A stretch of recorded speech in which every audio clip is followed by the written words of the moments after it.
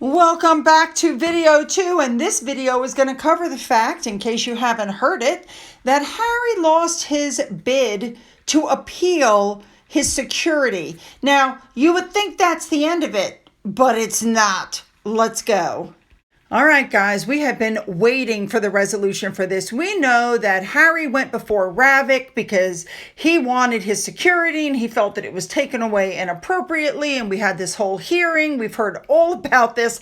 I am not recapping this whole thing, but here's what finally came out. He swore that he was going to appeal the decision that he got. Now, remember, UK law is different than the United States. You can't just say, I'm going to appeal and file an appeal. You have to get permission to appeal. So what happened today? He lost his bid to appeal. He has now been ordered to pay 90% of legal costs for defending his challenge because he's not being given the same degree of public funded protection when he was in the country. Remember, this is a man that left and moved to the United States and still felt that the UK public should continue to pay for his protection even though he no longer works for the UK public. Duh. Okay. So we know in February, Harry's case was rejected.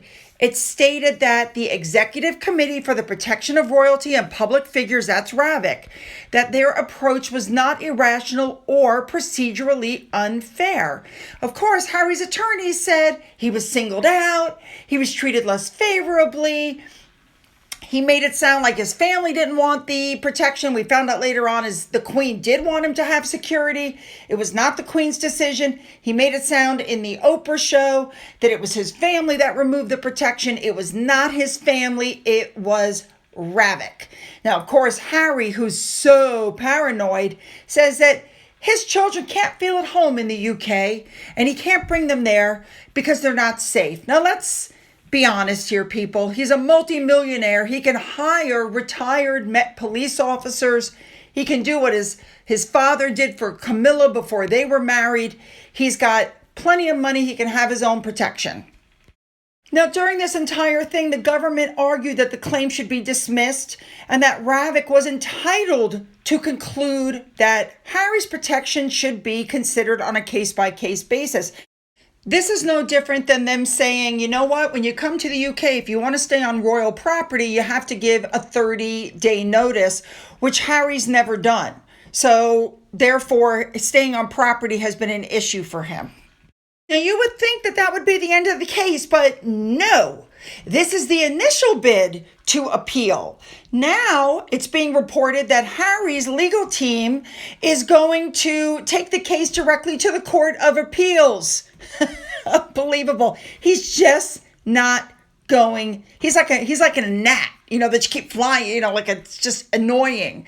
So the judge told him that there's no compelling reason to allow an appeal to proceed, and that just because the case concerned protection of life, it did not give Harry a compelling reason, because otherwise there would be a vast number of appeals in immigration courts under the Refugee Convention. Whoops.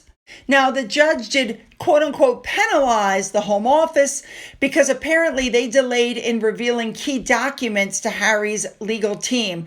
So as a result of that, Harry has been ordered to pay the legal fees, but only 90% of those legal fees.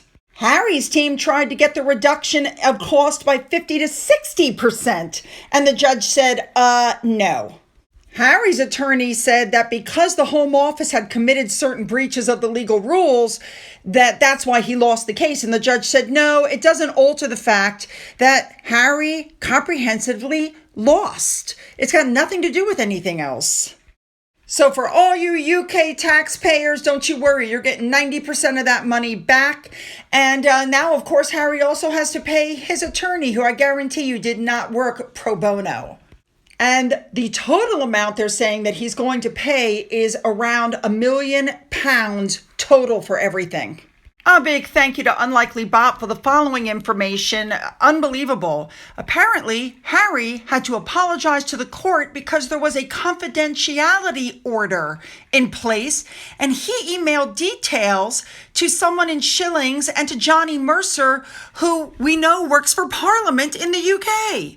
Sounds like he was breaching the confidentiality order to try to get some help and support, maybe call in a few favors behind the scenes. And for Harry, who's trying to prevent misinformation, the judge basically called him out, saying it is convenient to deal first with the submission that the claimant achieved partial success in his judicial review claim.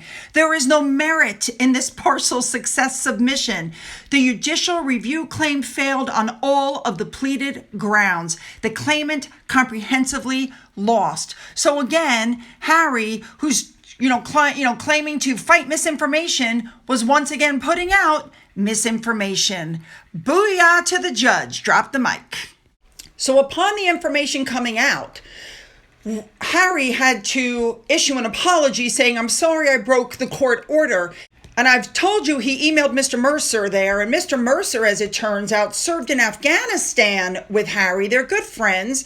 And he's a vocal supporter of the Invictus Games. And he's leading the UK government's attempts to host the Invictus Games in 2027 in Birmingham. So maybe that's why he contacted him. I think he went around the back door trying to get some help.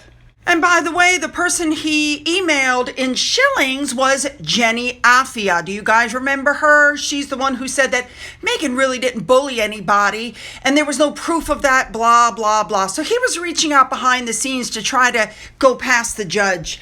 How disgusting is that? Does anybody else happen to notice that Meghan had to apologize to the court for forgetting things? Basically, she lied. And now Harry's having to apologize to the court for trying to go around the judge. It's like these two don't think the rules apply to them. Unbelievable. Now, a few other bits of information for you. Apparently, the Home Office has 3 other categories of people who Ravik Provide give protection to. And they're claiming, Harry's attorneys are claiming that these 3 categories, they're role-based, like royals, other VIPs, people who need support. And they're saying that Harry's legal team was not made aware of the other VIP categories, which might have been available to him and therefore were crucial to him. Right.